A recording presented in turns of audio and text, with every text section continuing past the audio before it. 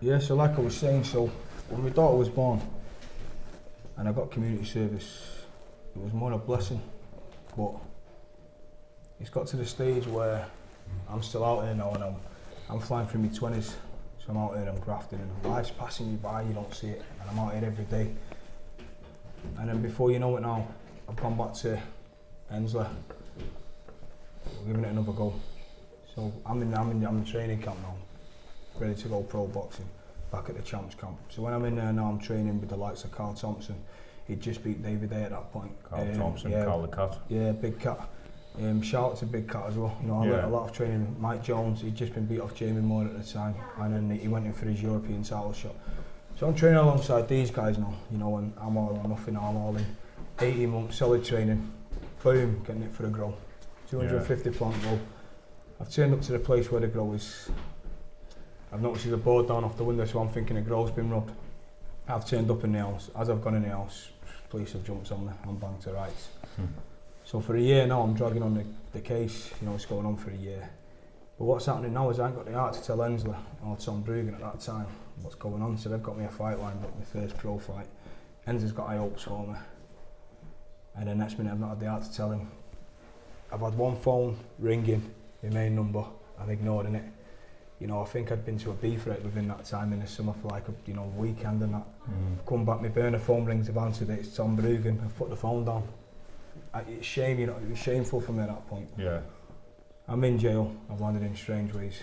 Strange Ways like a war zone for me at that point, because I've got all the issues that I've created on the streets and everyone around me. So what's pretty much happening, when I've landed in Strange Ways now, it's big boy jail now. Life's it, you know what I mean? So on my wing now you had the likes of Big John Fury was in there, Tyson's dad, the likes of Pat Barrett, a friend of mine was in there. Got into a few scrapes in Strange Ways, but you know what? What changed me is I've had a visit, and my daughter's coming to visit my oldest daughter. And when she sat there, she weren't herself, you know what I mean? And as she's leaving the visit, she gave me a hug and started crying. And she went, Dad, I've seen this is on telly. So she's seen the negative side of the prison on telly. So then for me, you know, that my head's burnt now. I'm going back in jail. My head's not in prison now. My little girl's upset. You know, and you can't. You're in one place or you're not there, but at the same time you've got to man up and adapt. Yeah. So I'm there now and I'm on the phone, ringing. She's all right, and she, you know, I've cheered her up, but I didn't want no more visits from her to the Strange Ways, and that wasn't because of anything else, just from a little girl. Do you know what I mean? Yeah. I couldn't have walked off the visit and see that every week. So all she's seen is murderers and X, Y, and Z all over the telly. She's a young kid, do you know what I mean? And because they had the 4-part documentary at that time. So when I got moved to Risley jail, Risley was more laid back then. Like I said, so 4. There's a Cat C? Yeah, Cat C. So every 4 weeks you're getting family visits and that's, so my little girl can come, she can get a photograph of me and so forth, and her mind was at ease. So I never got into no scrapes when I was in Risley. And like I said, I went to Cat D after that. I was only in Cat D for 3 weeks. Then I got out New Year's Eve. Just day after New Year's Eve, going 2012. So when I get out New Year's Eve now, I'm pretty much, like you're saying, you've got to come out on the ground running. I've had a proceeds to crime, I've had my house took, cars seized, bank accounts froze. I get out of jail, I can't get a contract phone, I can't get a bank account, I couldn't get nothing. Straight back grafting about? No choice, and this is what I said about the system's a joke, because they put you in the system to rehabilitate you, but how can you rehabilitate you when you come out? You don't get a chance. So when I got out at that point, there's no opportunities. Now there's a job opportunity on every corner, but back then there was no opportunities, so I'm out grafting again, you know, and I'm doing alright, I'm back on the grind. I've lost everything, I'm in an apartment, paying fucking £1,500 a month on the penthouse, I'm out, I'm just living life, training. Gone back to Champs Camp, Enzo's got a stable of fighters now. He's pretty much blindsided me, which I don't blame him. I walked in, he said, Dean, you've got the cheek to what? His exact words was, Dino, he called me. So he was Bingo for his left hook, he used to call him Bingo, he used to call me Dino. Dino guy, he said, you've got the cheek to come back in the gym. You know, you've not even made a call to me and spoke to me. So I got it. At the time, he's got like Jimmy Kelly was like middleweight at that time, Ryan Doyle, and Danny Booth. He's got a little solid stable now. Atif, Ali. He's got a good few kids at this point. So I'm just in there training. And what I've done is to return the favour, become Jimmy Kelly's sparring partner. So anytime we needed sparring for Jimmy, I'd step in when we've been like middle at that point. And it's the only favour I could really return to him. The boxing days are over at this point. I knew it's now because I believe that Enzi would have been the only man for me that would have took me to where to get there. You know, don't you, when you get that bond with a coach? Yeah, because he didn't put a lot of time in with me just in the gym. It was all round. He'd phone me, give me conversations, just general day-to-day stuff. And Dean, check this guy out. We'd go to boxing shows. We'd done a lot, you know what I mean? And remember, I was with him 10 years. It's a long time. Yes, it is. And so now I'm grafting, but at the same time I know that he said that dead end's going to come here. Then my mate Nick's come up to me there and he said, look, you know, he got me into the scaffolding. He started working for him. Within 2 years I'm a scaffolder now. So I'm scaffolding, working with Nick, you know, getting on with it, but I'm still grafting. Yeah. So my life at that point is get up, going to the gym, doing scaffolding. Now every scaffolder, I don't know where anywhere else, but in Manchester every scaffolder's a boil, you know what I mean? The best like me, mate, the best scaff in the world. Yeah. Best scaff in the world, mate. We've all got burner phones and we're on the grind, that's it. Aye. Something about the trade, mate, to attract them types, mate, I know all about it. But then I'm coming home and I'm out. When I'm coming home I'm running about on my phone grafting like you do, and you know yourself, but I don't know if you know, but for me, you go meet someone, it's always have one of them. You end up having one of them. Get something sorted. It's part of life, part of your lifestyle. So you're missing 2-3 hours when you're out. So for me now, it's got to that stage where, you know, I'm earning good money grafting, good money with the job I'm doing. I'm a boy now, you know what I mean. And then my mate Andy was a K1 fighter. I'd met him in Kirkham jail. Well, no, I'd met him in Risler and we went Kirkham. And he was a tough K1 kid, so we used to do the pads like you do with the flip-flops and that in jail. And I started training K1. Now, like I said, I never went into K1 to become a fighter. It was just a training, it was something new. And I enjoyed getting a good hiding. But because I had no legs, I did get a good hiding. But it was I didn't want to train in the champs camp because I was getting out of it because Enzi had given up with me at that point. I'm just another body he's on got the his interest elsewhere now, hasn't he? Yeah, which, you know, it's his living, so it's understandable, isn't it? Yeah. And but like I said, Jimmy Kelly and them fighters, man, they were all my good mates till this day, and my good pals, you know what I mean. And I'm training K1 now, so it's just a little blow off the cobwebs after work and let off some steam. I ended up having 2 fights for T-Mass Gym in Liverpool. Shout out to T-Mass Gym, by the way, as well, because they gave me the opportunity to get into the sport. And then after that, I used to go over to Mike Passing gym in Holland.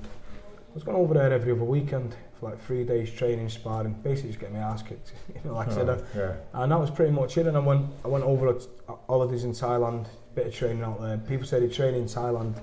You don't. You go there and you do a bit of training, and then you're on it. You do what you're doing. You know what I mean? And then getting calls every other week. Can I fight on this show? Can I fight on that show? But in between, I had 2 Thai boxing fights. Now I got beat on both of them Thai boxing fights. And the reason was I couldn't adapt to the Thai boxing style. It was different. It was slowed down a bit, isn't it? Yeah, it slowed right down for me. But you got to remember that still at the same time, even though I'm getting past my 30s now, I've got an ego still in me. It's still there. But the only regret I have was the way I was grafting at that time, because I missed a lot of time. So you might think because you're putting the money in for your kids and you're giving them what they want and you're providing for them, but really you're not putting that time in what they need, and you don't get them days back. I mean, my oldest daughter now she's nearly 18. The time's flew. For me, it's flew a lot faster because of the lifestyle I've lived. You know, I've always provided for my kids, you know, but what you realise now is that when you start slowing your life down, everything that you've left behind comes back, and it'll come and bite you in the ass. Yes, it will. And I just want to touch on, so I've had an issue as I've got older. So I'm this guy now thinking I'm doing the right thing, so I forget all the bad things I've done in my past.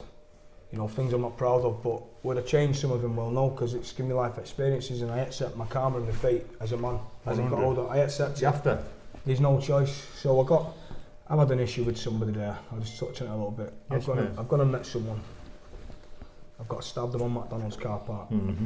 One car's pulled in. Now, the kind of guy I am, I can phone my cousins, I can phone my friends, I can bring numbers, but when it's put on you like that, you're a proud man. Fuck, I'll just go and give this guy a slap. That's my attitude. Because I'm not a weapon man, you know, that I was an handman, but I have done things with weapons in the past, and this is why I said it's bit me in the arse. I've gone there now, 2 cars was pulled up, I think I'm in charge. Before I know it, boom, boom, boom, I've been stabbed. Badly and all, wasn't it? Yeah, I mean, I've backed up, walked to the car, but I literally walked to the car in shock and I'm going faint. I've got drove into the hospital, I'm on death's door at this point.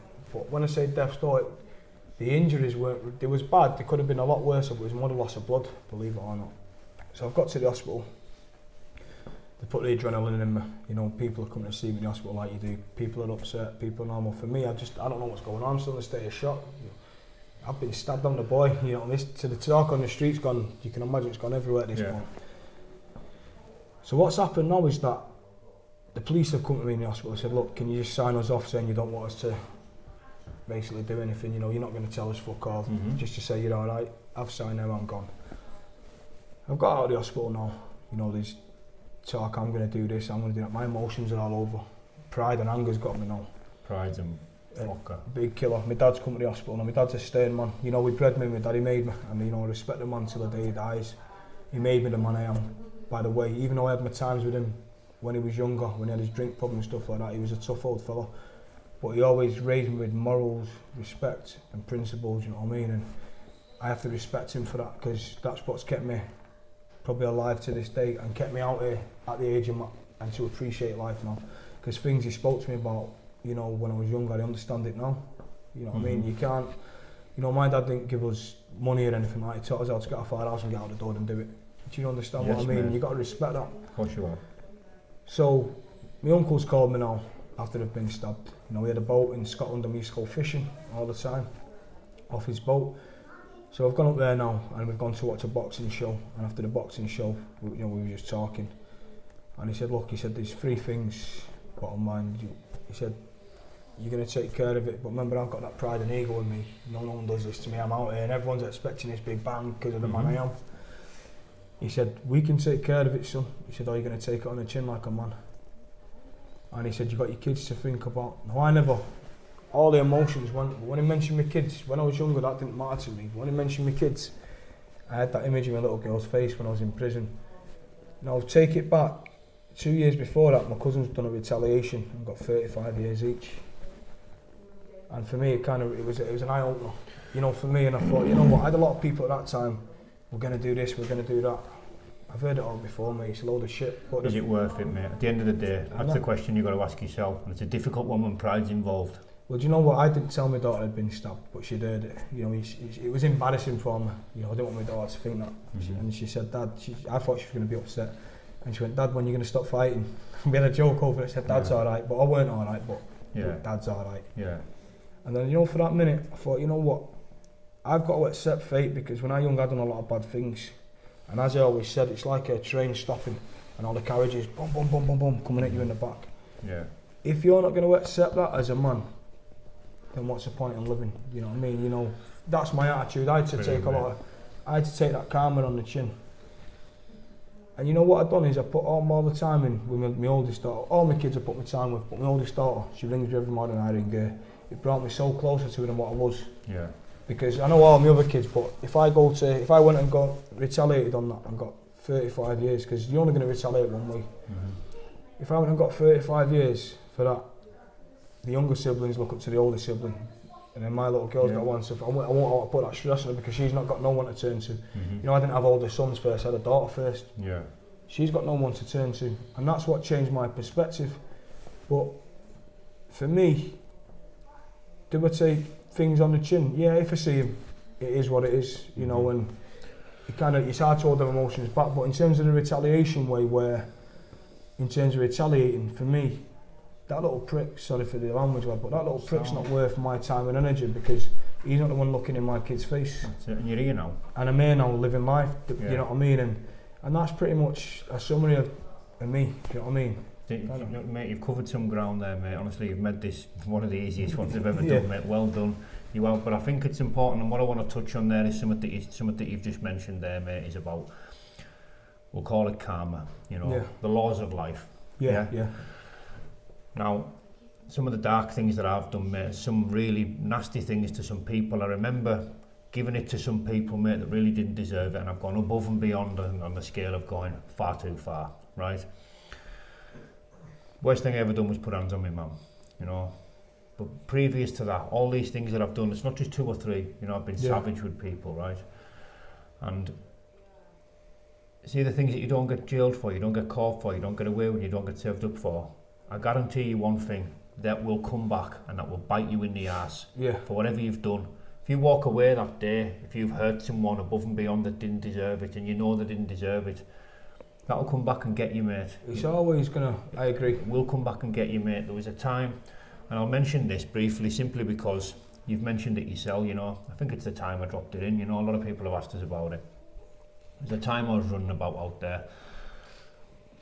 Carlisle's a small place. Taxing people, doing what I wanted, throwing my weight about, checking this, that and the other of people, rolls of notes, stashes. I'd had about 4 or 5 in the space of about the same amount of weeks. Good scores. And I'm thinking I'm a man by this point.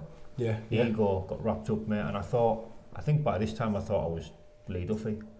You know, I really did believe, I had this sense of belief I could just go into anyone's house, unarmed, check what I want of them. And I walked into the wrong house one day, mate, and I got stabbed 3 times. You know, and I won't disclose any details of how this come about, or obviously names would be distasteful. But wound up in the hospital, mate, lost a lot of blood, and I can relate to that, what you said.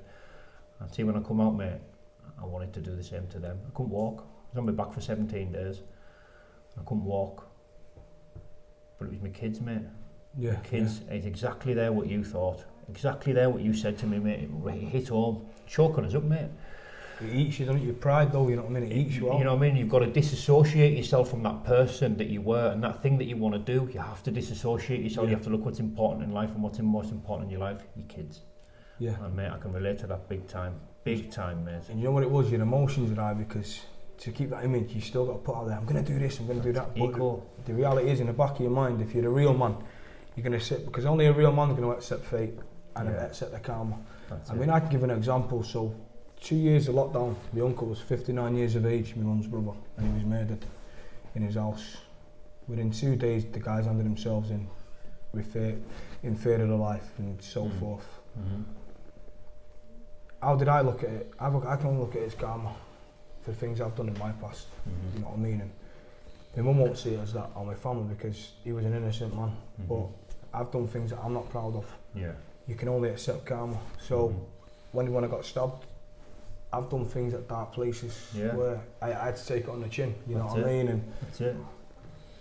It's a blessing where when my uncle was killed, I would have gone out there. You know, I was out there, I'm not going to hide behind. We was out there, we got told it was all different kind of people. You know, odds are on, we're out there. There's no two ways about it, because it's not me you've hurt now, it's my mother. Yeah. My life's gone. The blessing that my uncle done was when they handed themselves in. So I know when they took him, he was looking down. He didn't want that to happen. They handed themselves in, and that was that. You know, and so that's why I say, you know, you've always got a real man that'll stand on it. Don't get me wrong, things I've done I own. You know, I'm not going to disclose a lot of stuff I've done. You know, because it's some stuff I don't like talking about, but I own it. And we all deserve a bit of privacy, mate. You understand, you know. But I won't beat around the bush, I own it. It's not an issue at all, you know what I mean? And I'll let myself down with certain things, because I'm one of them, I'm not the toughest man out there, you know, but I'll always hold my own on the cobbles. Yeah. And if I would have resorted to the way I should have been, the way I was taught, maybe I wouldn't have had the issues I've had years later growing up. Do you understand what I mean? Of course I do, mate. 100% I do. You know, and I mean, even when going back to ones in strange ways, you know, I got rushed in strange ways in the showers of 3 kids, two big kids, a small kid, shower gels and socks and all that. I held my own, but the point is, it was karma, because you know, there was times when we've brutally gone in on people on the out, so it comes back and bites your ass, but you won't see that in your early days. But like you're saying, when you get older, you start slowing down. All that speed you left behind starts catching up with the time don't wait. You know, it will bite you in the arse. It does. It does. It's the laws of life, mate, innit? Yeah, yeah. You know, and like some of the things that have happened to me, and some of the bad things that's happened to me, mate, I've checked them. But I'd like to think I'm at a place now in my life where I feel internally like I've paid for everything I've ever done. Not only physically, the physical pain I've took in return for what I've give out. You know, I feel like I've paid the emotional debt for everything that I've done wrong. You know what I mean? And that's peaceful, mate, for me now, you know. And just speaking to you, I know you can relate to that. Do you know what it is? I always say, you know, prison is part of, that's not paying back your debt to society. No. It's when you actually feel that physical karma. Yeah. You know what I mean? And then, you know, we've all had sleepless nights for things you've done, you know, and for example, I stopped smoking weed as a young boy because I used to say my head loopy, I couldn't sleep, you know, my heart be racing because I was living that life. And that's why I say at certain times I did let my mum and father down, because they didn't raise me that way. They raised me to go out and work for what I had. But you think you're working and covering it up, doing the right thing, but it's just something that's in you. So was it in me? Well, it must have been, but I wasn't. I'm not going to say I was raised thuggish or anything, because I weren't. You know what I mean? I was raised as a you know, a strong Catholic family with strong views and stuff like that. But it's just, it was the environment I was in. Are my brothers and sisters the same as me? Total opposite. Yeah. You know what I mean? And like my mum now, she said to me, bless her, Dina can sleep at night now. You know, now I've stabilised my life and stuff like that. But like I say, I've always done well financially. You know, I'm not going to stress that. But it's, you don't do it for the finances. You get into this trap of living on the edge, and you think it's great because the anger's on around you, blowing smoke up your ass. But the reality is, when you're sat there in a cell or you're in a bad place, they're not there. No. They're only there when you're there and you think it's good. Yeah. When you're in your bad place, they're not there. They'll say they're there, but the reality is they're not there. You shut out, you know what I mean? And you only see it when you're in that situation. Sad truth, isn't it? It is life, you know what I mean? Truth. But don't get me wrong, I've still got friends, you know, but that's why you'll always see me with my cousins more so, because I know where to stand, and that's the... And I've always been with my cousins all my life. Do you understand what I mean? Blood's thicker than water, mate. I've always, don't get me wrong, I've got some really good friends though, that are there in dark times, but I've got friends that I've known a long time, who for the image they're there, but the reality is they're not there. And yes, mate. for me now, going back to where my life's at, I just want to put a message out there before I wrap up on that. Anyone who's going through it, it ain't worth it. My personal opinion, you know, you might see me out there and putting myself out there, it's because I'm the man I am, you know, and, you know, put out there, and do I have fear of no one? The only man that fears me is God. You know, I buried my little brother and a little sister at a young age, and the day I buried him and seen what my little brother went through, my fear of dying went, and I'll always stay that. But does that make me macho and everything else? No, it doesn't. And I always say to anyone out there, the message, if you can avoid it, it's not worth it. And it's a true saying, a bigger man will turn his back and walk away. If it's the wrong environment. Yes. If it's the environment of going into a scrap or anything else, it's in a gym, it's organised. If it's in you, it's in you. If you feel that's the only way to let off the steam and get out of it, there's no issue. But just say one thing, the street holds no rules. And that's what you've got to realise, man, you know. So if you're out there, you've got to be willing to walk that 110% yards, and then if it does come back on you, you can't turn around and say you didn't deserve it, because the streets and the road, it holds no rules. Yeah. It holds no rules and no love. And that's all I can really put out there through my experiences. You know what I mean? And that's pretty much it, brother. Dean, man, listen, you've wrapped it up there nicely, mate. Listen, it's probably the easiest podcast I've ever done. It's been a pleasure listening to you. You're a good talker. You know, you can articulate well. You know, like I say, you've covered some ground there, mate. There's questions in my head, I'm thinking, this is the question next. And you've just drifted right into it, mate. You know what I mean? You've covered some ground there, mate. It's been brilliant. Before I wrap up, you know, I'll just touch on something briefly. Like I say, we know what to say and what not to say, don't we? Yeah. I'm just going to ask you briefly, you know, you've got a fight coming up, I believe. Yeah. How do you feel about that, mate? Are you confident? Do you know what? You know what? I've had more battles mentally. Yeah. That have done me in mentally than physically. So for the confidence for this, it's just another day for me. But you know, don't get me wrong, I'm putting my time in, the work in to get myself in good nick for him. Mate, no.